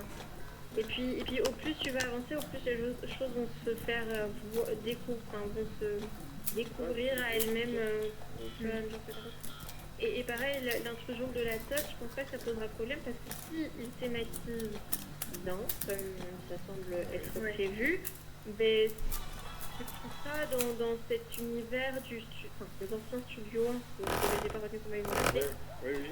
Tu vois, et donc une fois que tu auras passé cet univers-là, petit à petit tu vas avancer avec de la verdure, puis là tu vas commencer à tomber sur des trucs un peu réponses, les bateaux de réponse, etc., les jardins anglais, etc. Et puis ensuite tu vas jouer sur autre chose et tu ne vas pas te rendre compte que tu passes d'une zone à une autre. Un peu comme à Tokyo Disney Sea, où pareil, comme je le disais, je le répète, les zones sont totalement différentes les unes par rapport aux autres. Et une fois que tu listes un peu toutes les zones qu'il y a, tu te dis comment ils ont pu intégrer ça. Ça doit être perdu, à un moment ça doit plus avoir de sens, et ben en fait tu te rends même pas compte, et c'est génial. C'est un peu au final comme Animal Kingdom aussi, où tu passes d'un land à un autre, et c'est bien fait. Je pense qu'on va avoir un peu cette... Les jardins anglais, je pense qu'ils vont être utiles pour faire cette transition entre le studio 1 et les zones thématisées de Reine des Neiges et le Roi Lion. Je pense que c'est le point central. mais tout. Surtout, je pense que la verdure, ça va faire un peu de bien au parc. Pour faire un peu la transition vers des paysages un peu plus naturels. Parce qu'il ne faut pas aussi oublier que Mais pour le point de vue. c'est les fameuses entrées qui accèdent à Pixar avec Toy Story. Il y a encore deux nouvelles. Et dans cette statuette là, de Jessie et c'est ça. et Dom qui vont être là, donc c'est un mélange assez... Mais en fait, elles seront sur le sort de passage qui va donner à Adventure Bay. Donc, on va sûrement les voir, mais pareil, il y aura de la verdure. Peut-être ça va faire une petite transition. Olivier, elle compte sur la verdure. Oui, mon espoir. Parfait. Tu veux encore ajouter quelque chose, Olivia? Je voulais juste parler du fait que l'attraction sur la thématique de la Reine des Neiges, ce sera un boat ride, donc ce qui n'est pas à nouveau à Paris. Et que aussi le lac, il y aura un potentiel show nocturne. Donc ça peut être pas mal. Ça va être un petit plus quand même comparé au parc principal parce qu'on n'a pas encore eu de vrais shows un peu ancrés dans la thématique Frozen et sur un lac en fait. Ça c'est le truc qui va avec le plus, c'est le choix, c'est d'afficher en mode Et tu verras les Mais je suis pas une. restaurants avec tu pourras assister au show pour 150 €, tu vas trouver mais c'est clair et net. Mais c'est Pour moi clair. Ça fonctionne ailleurs, pourquoi pas à Paris? Exactement. Exactement. Et l'attraction réponse doit être très belle aussi le soir, je pense. Mais écoute, le moment pour moi, la faire. j'ai été un des premiers à râler et à éclater de rire quand j'ai vu ce qu'il y avait avec cette attraction réponse. Mais effectivement, comme tu dis, avec tout ce système, la scène où on voit les lampions qui s'envolent mais franchement, je suis de plus en plus convaincu. C'est le... Ce sera une belle zone, donc ce sera pas forcément une attraction que vous avez le temps de faire, sauf si, enfin, du moins en tant qu'adulte, c'est pas l'attraction que Attends, vous je vais poussez essayer à de faire. penser, je vais Même avec un fast pass à 120 euros, Non, ça non, va non, aller. c'est fini. Voilà. Mais par contre, visuellement parlant, je suis certaine que ce sera une pépite. Maintenant, me taper 40 minutes de queue pour aller... Non, ça ne peut pas. Voilà. En tout cas, Eh oui. Et Dumbo, Dumbo, tu l'as fait quand t'as un enfant. Quand t'as un enfant, tu l'as fait. Mais sinon, tu... 45 minutes. Non, C'est impossible. en tout cas, une chose est sûre, c'est que les gens, à leur lycée, on aurait une attraction dans le chien. C'est ça. C'est cool. Ça, c'est vrai. Mais écoute, merci beaucoup, Olivia. Bah, de rien. Et on ne fera pas de toute façon au fur et à mesure des évolutions des travaux. Mais écoute, on te nomme officiellement chef responsable de l'entreprise. Chaque fois qu'il y a des mises, à chaque fois qu'il y a des mises à jour, tu dois nous en faire. D'accord. Ça me plaît. Ok, on va t'acheter un casque et un name tag et... Professionnel, elle va y aller. Merci beaucoup, Olivia. C'est assez bizarre. Écoute, qui veut lancer mon sujet? Parce qu'en fait, c'est le mien. Voilà, donc faites-le entre vous trois parce que ça fait très prétentieux de lancer son propre sujet, ça me gêne en fait. Donc démerdez-vous. Il est allé les... Mais non, on va aller voir. Il est allé où déjà, Olivier, il y a pas longtemps Non, en fait avant, pour vous expliquer un peu les coups de l'émission, j'avais dit si jamais on est trop loin, on peut faire sauter mon sujet. Donc déjà, je suis rassuré, ils ne veulent pas faire sauter mon sujet. Bon, allez, écoute, Il est allé où, Olivier, la dernière fois? Il a dit en intro, t'as Mais- suivi? ouais, j'ai suivi. Et il y a 2 semaines, j'étais à New York. Ça fait quoi? De quoi par rapport à mon expérience? Ouais, ça fait quoi? Alors, le réflexe de faire du Disney directement, pas le premier jour, le deuxième jour, j'ai été visiter le Disney Store. Ok. Disney Store de New York qui m'a tourné dessus. Oh, mince. Bon, D'accord, oui, pourquoi? Non. Alors, j'étais assez emballé d'aller le voir. Pourquoi? Parce que comme on le sait tous, les Disney Store disparaissent à part.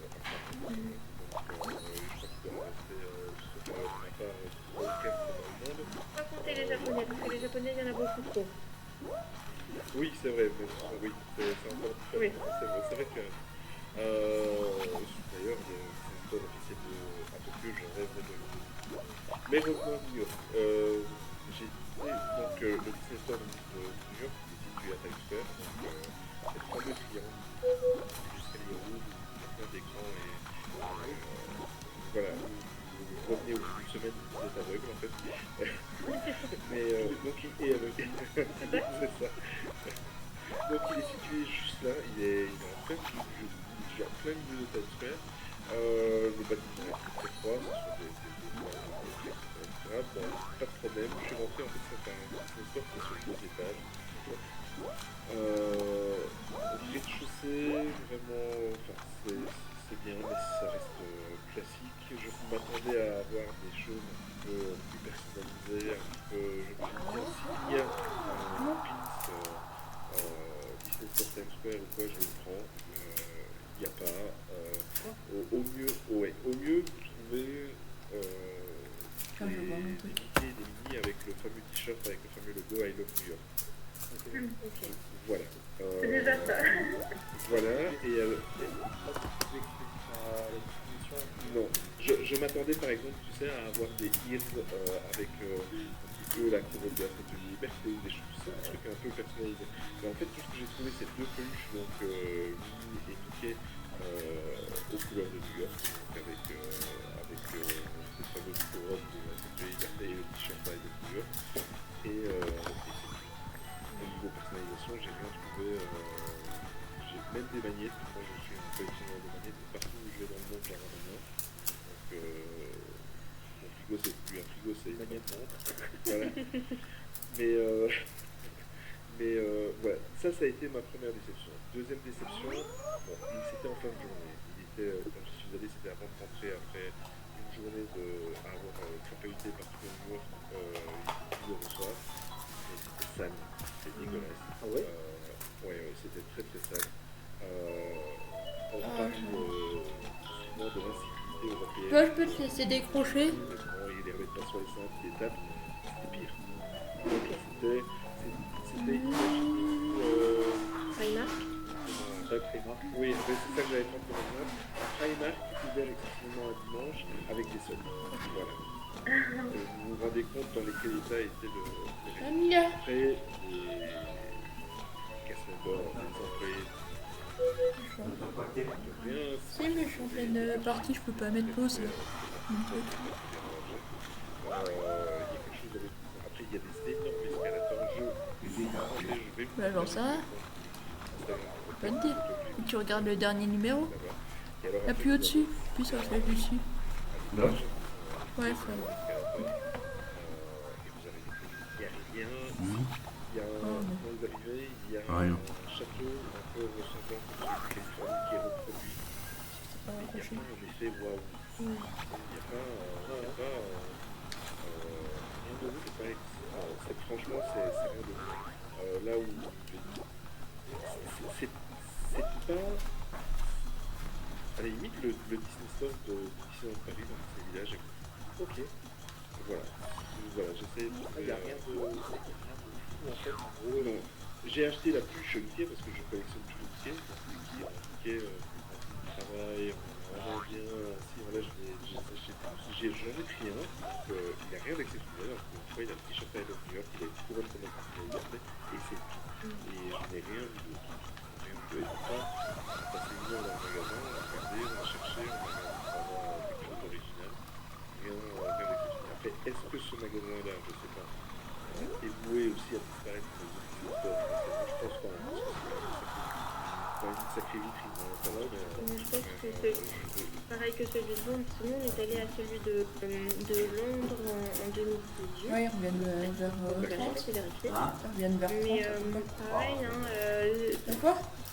t'as une grande baie vitrée comme Mhm. ça, Ah ouais, c'est vrai. gigantesque, avec un gros bah, je logo peux peut-être Disney à pas passer l'entrée. avant, Puis je sais tu pas, je rentres, vais t'es directement en fait dans le magasin, qui n'a pas de thématisation ou quoi que tu pourrais avoir envie. À la limite, peut-être un château au-dessus d'escalier qui descend. Je me souviens, donc on descendait. C'est quand je me souviens bien, il y avait un escalier qui descendait. Je Et termine pareil, juste il y un avait truc en pas... fait finalement. Il y avait un gigantesque carrosse doré dans lequel tu pouvais te faire prendre en photo dans le magasin. C'était trop joli. Mais à côté de ça, il n'y avait pas beaucoup d'autres choses. Il ne m'a pas marqué comme d'autres qui ont pu me marquer. Mais le pire de tout, c'est au niveau de l'enseigne. Tu vois, par exemple, t'as Expert, je crois que c'est le point au monde où il y a le plus d'enseignes, le plus de gens. Il y a encore. Un énorme logo Mickey qui sort de l'espèce de rond, là, le fameux logo Disney. Tu as un Mickey comme ça sur floqué sur la vitrine. À la limite, tu peux passer devant sans faire attention. Il y a tellement de choses à voir en l'air que tu ne le vois pas. Et le pire, ça c'est ce qu'il faut dire sur la suite, c'est que il est situé juste en face du théâtre où se fait la comédie musicale du Roi Lion, tu vois. Donc il y aurait vraiment de quoi faire un écran ou quoi, Disney, ou il y a des pubs Disney qui passent sur les écrans, mais ce n'est pas spécifique. Au Disney Store, il n'y a rien qui... Là, c'est pourtant Je suis éjectée. Non. moi aussi, j'ai regardé Marine, c'est New York, j'ai regardé plein de vidéos sur Disney qui m'étaient. Je suis déçu de l'avoir vécu mot, mais... Tu t'attendais à autre chose, tu espérais autre chose. Bah, Éliminé. voilà, en tant que fan Disney, je m'attendais à revenir avec une demi-valise de produits estampillés New York Disney ou Times Square Disney ou tu vois, des choses. Voilà, tu vois. C'est comme quand tu vas faire une croisière, ben, tu regardes, tu vas voir le pitch de la Disney Cool Line, tu vas à Tokyo, mais là, il y a. Je sais pas, il n'y avait pas. Attendez, je reviens. Il n'y avait pas. Je sais. Et au niveau des peluches, de tout ce qui est. Disney. Merchandising. Non, il n'y a rien. Merchandising, merci de chercher un mot. Il n'y a rien d'exceptionnel, il n'y a rien d'exceptionnel par rapport à ce qu'on peut trouver dans les parcs. Est-ce que tu penses pas que c'est aussi dû au fait que avant l'arrivée de Disney Store, en fait, on savait que quand tu arrivais dans le Disney Store sur le PC, Disney Shop, avant cette version-là, l'expérience d'un Disney Store physique était un truc qui te sortait des magasins que tu avais de manière commune. Oui.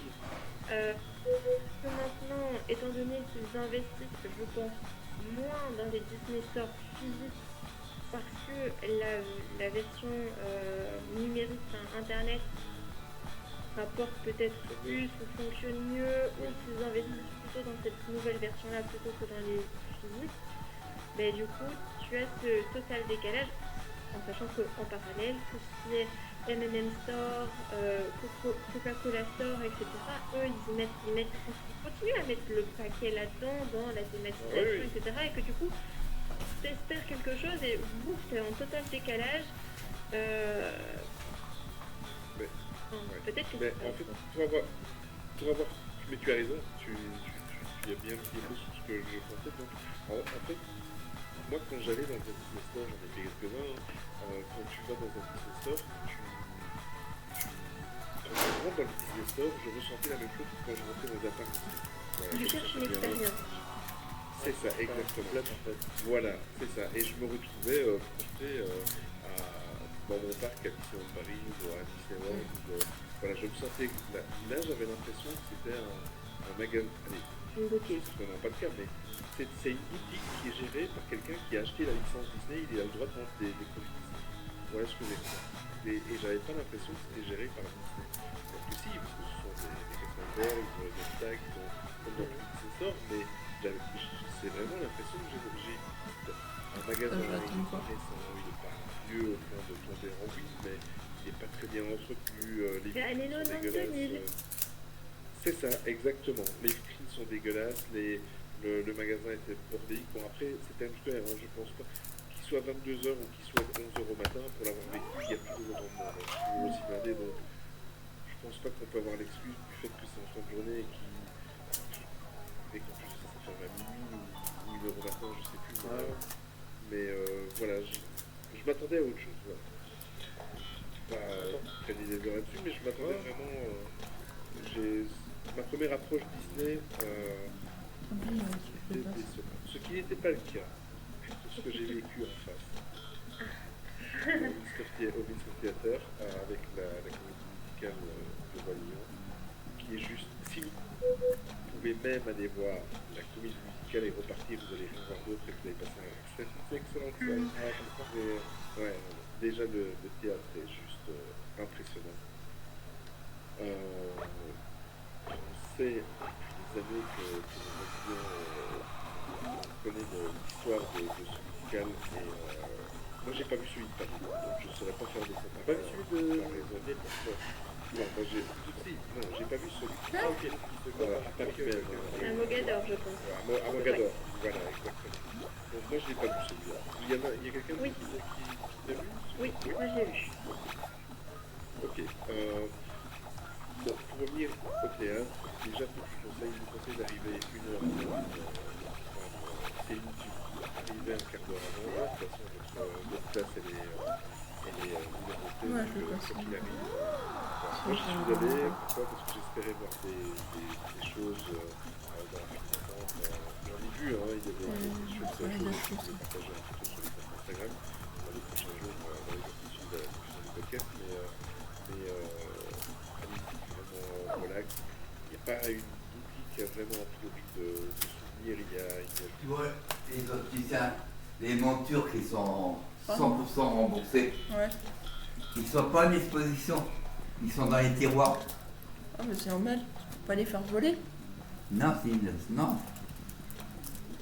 Faut pas voir que les. Faut pas. Ah. C'est quoi C'est qu'il a une ici.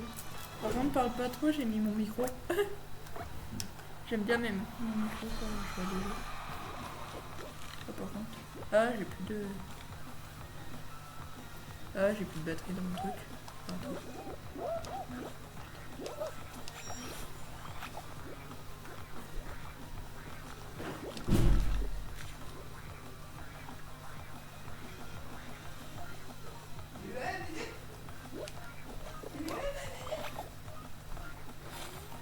Ah, mais là, ils sont là.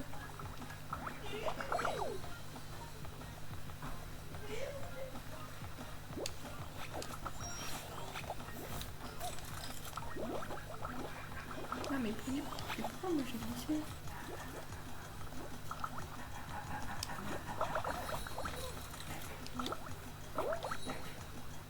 Ah, c'est bon.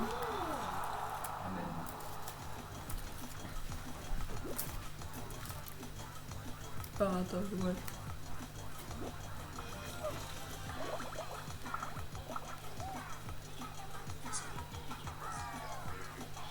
Voilà, il n'y a rien d'exceptionnel. D'ailleurs, je n'ai rien acheté. Pourquoi? Parce qu'en fait, le programme qu'on donnait à l'entrée, le programme que j'avais reçu 4, parce qu'on était 4, suffisait amplement à avoir un bon souvenir. Il y avait tout dedans, il y avait des photos, il y avait des cris, il y avait des musiques, il y avait des interviews des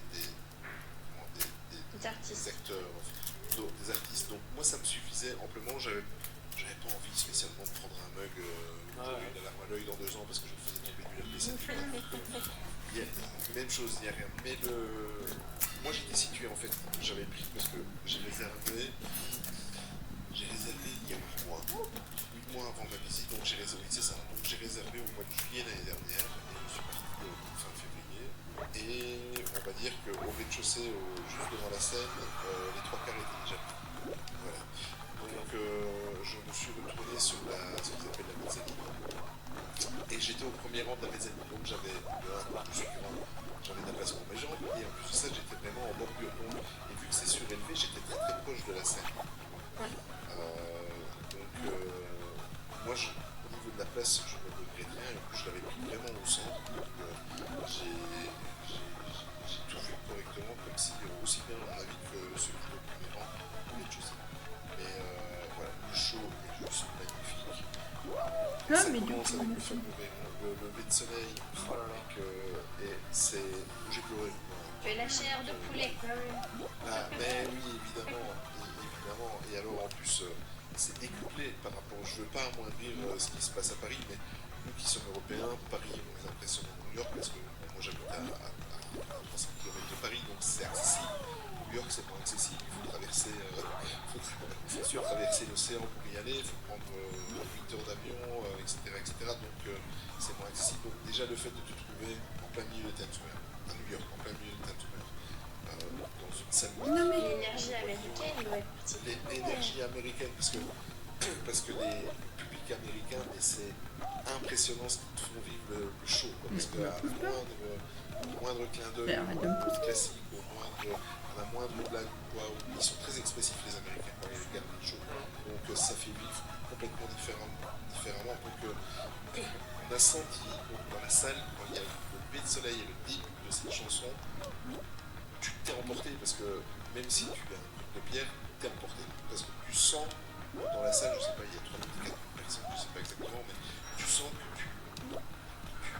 L'émotion. t'es emporté. L'émotion se communique en fait entre les L'émotion personnes. est palpable, exactement. Même si personne ne se voit parce qu'on est dans le noir et qu'on regarde le show, tu le sens, l'émotion est vraiment palpable dans la salle. Donc rien que ça, c'est juste top. Pour ceux et celles qui veulent y aller avec les enfants, parce que moi je me pose la question avec mes enfants qui regardaient effectivement entre deux chansons, il y a un petit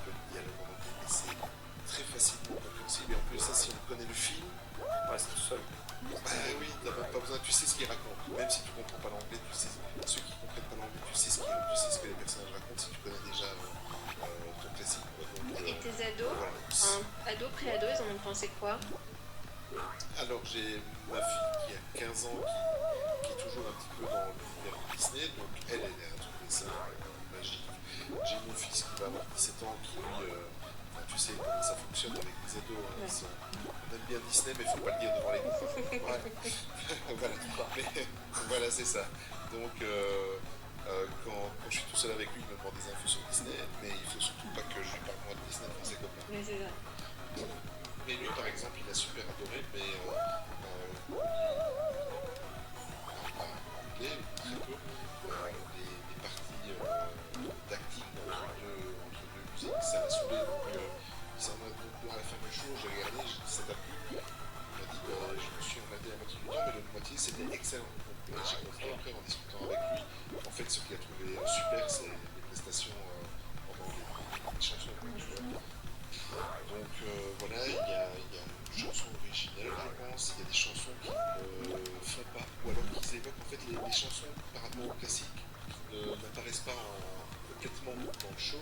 En fait, à un moment donné, tu entends l'orchestre qui va faire quelques notes de la musique, en font une musique d'ambiance, qui dit ah mais ça c'est la chanson, et t'espères, mais non, ils ne la font pas, c'est simplement pour faire le clin d'œil, mais c'est bien fait, t'es pas frustré de ne pas l'avoir entendu, tu sais. Mais parce qu'en fait, au moment où tu entends ces quelques notes pour lui faire penser, tu l'as en tête. Pour Big Up, c'est activement écouté, et c'est souvent dans les shows pavillons, que ce soit Disneyland Paris, que ce soit à Montréal, que ce soit un peu partout, Disneyland Big Up, parce qu'ils ont tout le temps l'art de trouver les acteurs qui vont avec les personnages. Désolé pour celui qui fait le facochère, mais le mot lui va super bien. C'est très spécial. Oui, non, aussi. Et alors en plus, il y a cette façon avec... c'est très spécial parce qu'il y a les acteurs les acteurs chanteurs, les artistes qui interprètent les personnages, tu les vois vraiment en physique.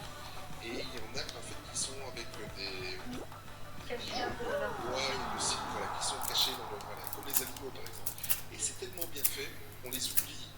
Donc, et pourtant, c'est pas fait pour qu'ils soient transparents. Ils ont bien sûr les costumes par rapport aux teintes, tout ça, il n'y a pas de problème. Mais même s'ils ont des. Tu les oublies en fait. Tu as vraiment l'impression. En fait, les corps des artistes se mélangent aux animaux, aux formes animales. En fait, les corps humains sont une extension de l'animal qui leur représente.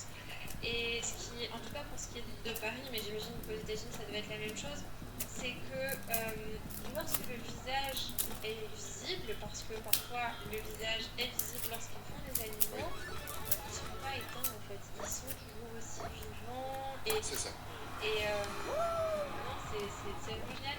Et alors, peut-être pour les auditeurs qui n'ont aucune idée de quoi ça peut ressembler, il faut dire qu'il y a vraiment, c'est un petit peu une technique de marionnette. En fait. C'est un mélange de marionnettes et même les acteurs ne sont pas, enfin, les acteurs, les personnages principaux ne sont pas des animaux, c'est des êtres humains. Et en fonction de la façon dont ils se positionnent, ils ont un masque qui va se positionner devant leur visage dans des combats ou ce genre de choses. Et donc, ils deviennent l'animal, mais lorsqu'ils se relèvent, ils sont les acteurs. Ils sont toujours l'animal, mais un acteur humain. Enfin, en tout cas, pour celle de Paris, je trouvais que c'était une prouesse vraiment impressionnante et très immersive parce que Je crois que c'est identique.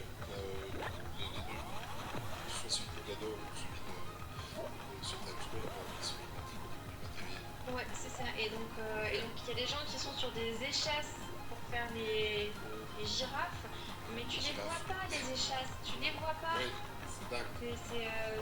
Enfin, voilà. Et même chose, l'attitude des artistes qui font les gazelles, par exemple. Ouais. Mais t'as vraiment l'impression tu sais, les gazelles, comment elles font, elles sautent, et alors à ce moment elles s'arrêtent et elles lèvent un petit peu le cou, elles regardent vers le rocher. Mais d'ailleurs, c'est la séquence d'introduction du show, mais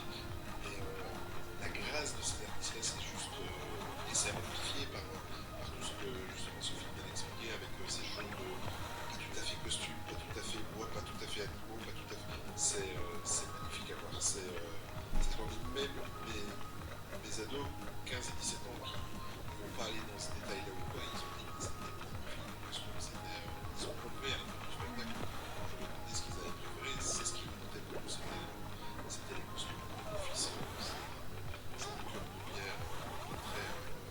Il n'a rien dit, je ne l'ai pas taquiné avec ça parce que j'ai bien vu aussi le show, il avait un peu le fils en fait, donc forcément c'est leur enfance. Parce que toi aussi c'était immersif, genre il y avait des animaux qui venaient dans le public, etc. C'est ça. Mais en fait la séquence d'intro, en tout cas là à New York, donc c'est le scénario de celui qui se lève avec l'artiste qui fait Rafiki qui présente le bébé sur le rocher, donc ça fait différemment, c'est pas tout à fait le dessin animé. Mais en fait tous les animaux qui arrivent pour le dessin animé, le roi, le fils du roi, en fait tous les animaux viennent de la salle. Donc dans les couloirs, entre les chaises, tu vois des girafes qui arrivent, des éléphants, et ça te donne une impression de... C'est immersif. Ouais, mais t'as l'impression qu'il y a réellement 1000 animaux, quoi, alors qu'il y en a 30, quoi, mais c'est très très impressionnant. Moi je suis enchanté de mon expérience au niveau comédie musicale, parce que, bon, c'est pas tout à fait Disney, mais il y a eu un petit rapport avec Disney, c'est que j'ai été voir 2 jours après, j'ai été voir la comédie musicale de Michael Jackson, qui est primé depuis 2 ans, qui a reçu tous les Tony Awards possibles et inimaginables. Donc le Tony Award c'est l'équivalent des Oscars, mais pour les comédies musicales. J'ai été voir ça, s'il y a dans mon top 3 une des raisons pour lesquelles je me dis New York, c'est pour les comédies musicales. Ah ouais, non, j'aurais bien voulu aller faire Aladdin, mais voilà, il a fallu faire des choix, j'ai pris Disney, Michael Jackson est une énorme passion pour moi aussi. C'est une excuse pour y retourner. Voilà, une excuse pour y retourner. Je suis passé 4-5 fois devant le théâtre, c'est comme ça la musique où il y a Aladdin, qui est en fait un théâtre qui appartient à Disney, ça c'est un théâtre. Oui, ça je suis un petit peu... Je ferais bien l'aller-retour pour aller voir Aladdin, mais en tous les cas sur le c'est magnifique.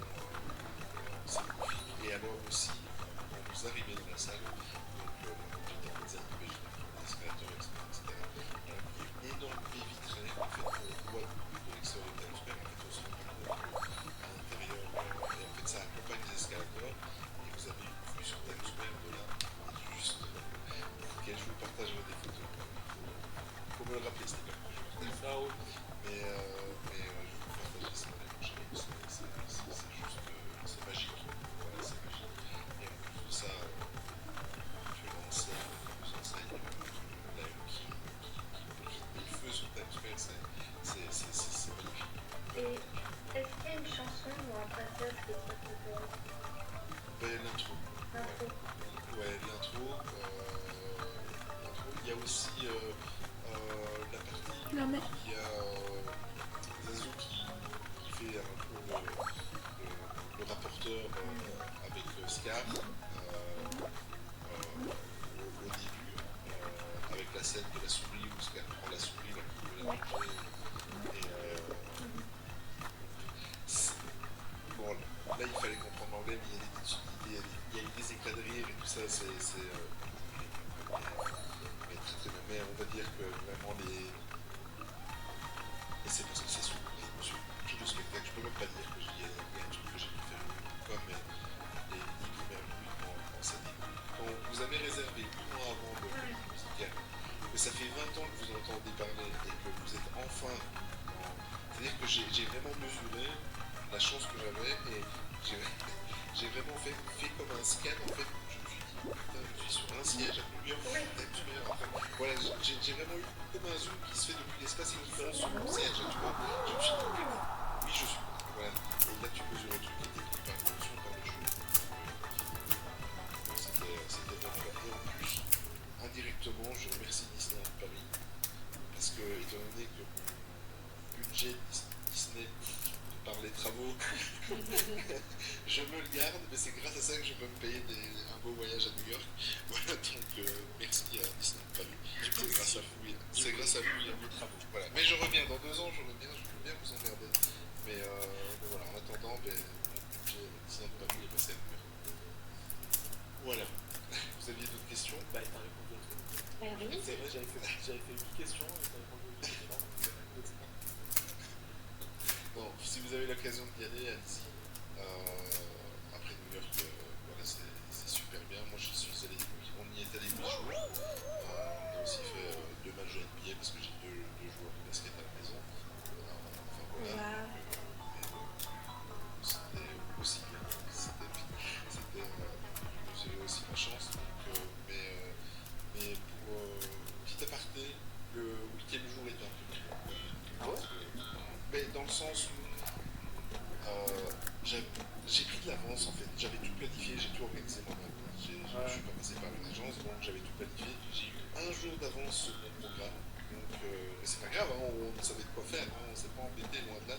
Mais par contre le côté ville, pollution, en plus de ça, il faut savoir aussi quelque chose, c'est que New York est un des États aux États-Unis qui ont légalisé le cannabis. Donc, dans les rues, si vous n'avez jamais mis les pieds à New York, tous les coins de rue, vous sentez le cannabis. Vous sentez la beuh, quoi. De quoi? C'est avec des amis pour éviter de dire que ça sentait la beuh ou ce genre de choses, on disait ça sent le printemps ici. Voilà. Voilà, c'est ça. Oui, mais voilà, ça sent le printemps, on va dire, ça c'est une très belle expression. Mais à tous les coins de rue, ça sentait le printemps. Mais voilà, donc c'était bien, c'était magique. Je vais pas faire mon blasé, pas de problème, il y aurait eu un 9e et un 10e jour, j'aurais trouvé de quoi m'occuper, mais j'étais content de revenir dans ma vie de campagne et dans mon coin de Belgique. Donc, c'est l'effet des grosses. Ça m'a fait. C'est l'effet des grosses c'est l'effet des gros. Mégalopoles. Ouais, voilà, où tu te prends un truc en pleine tronche et que. Et t'as besoin d'une bulle d'air, quoi. Ben, en fait, New York, c'est. Même si vous n'avez pas après la ville de New York, ce sont des. Vous prenez une claque toutes les 2 heures. Donc, vous arrivez, moi je logeais à 40 minutes, juste. En fait, si je passais ma tête par la fenêtre de la chambre, je voyais les fameux escaliers rouges sur Times Square. J'étais tellement proche, je les voyais en fait. J'étais à 50 mètres de Times Square.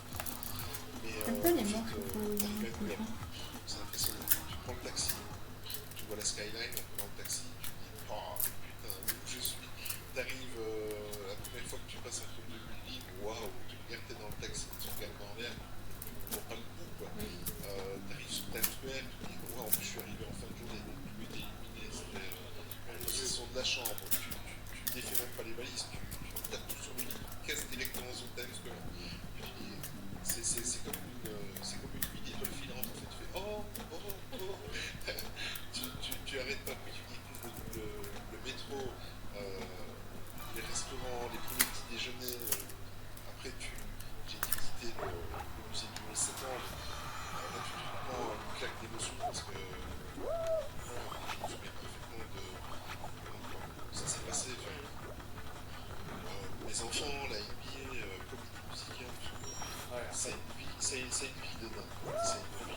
Dans l'avion, quoi, c'est là où tu captes tout ce qui s'est passé en fait. Dans l'avion, sur le retour, c'est là tu vois tout ce qui s'est passé. En fait, j'ai vraiment eu l'impression que tu sors de l'avion, tu prends ta respiration, tu bouges ton nez, et quand on a repris l'avion, j'ai repris mon nez, j'ai respiré. J'ai fait waouh, qu'est-ce qu'on vient de vivre. Si vous avez l'occasion de le faire, faites-le, ça vaut la peine. Ouais, il y avait moyen de trouver des expériences Disney à New York. Donc voilà, et pour cette histoire, j'ai même été visiter la Trump Tower. C'est comme ça, on est dans les rues, tant que c'est à ce moment-là, on va pas parler de cet imbécile. Mais New York, si vous avez l'occasion, allez-y, allez voir les comédies musicales Disney. Voilà. Mais on arrive déjà à la fin de ce premier épisode à 4. Ça s'est bien passé pour Oli. Je vais commencer par Olivier qui n'avait jamais fait de podcast. Ça s'est bien passé pour toi? C'est vrai? T'es plus relax, ça ira mieux.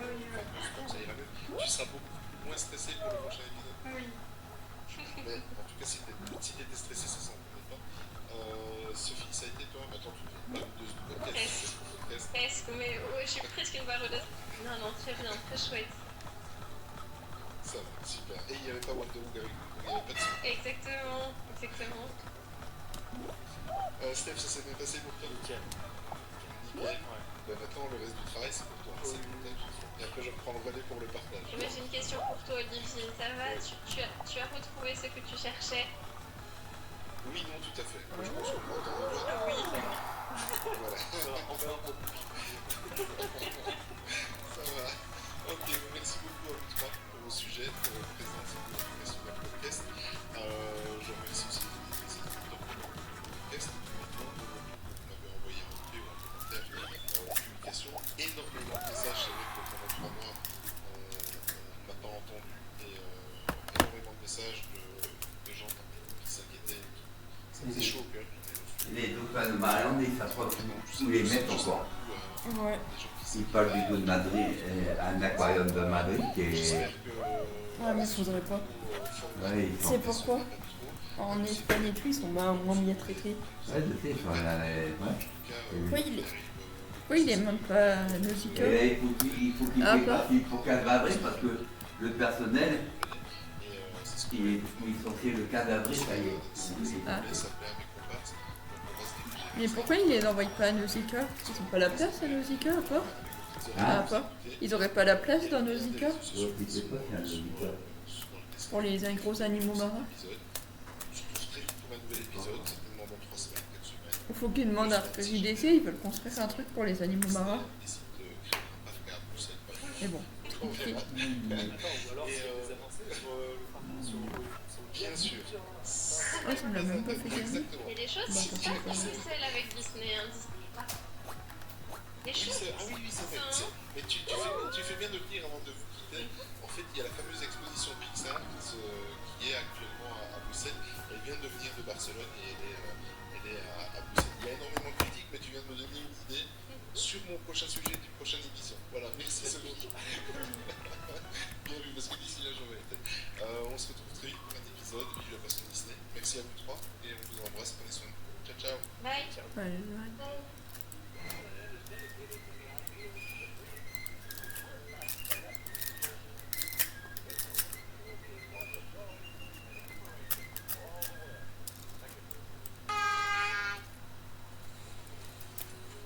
Bonjour et bienvenue sur le podcast Kampai Format.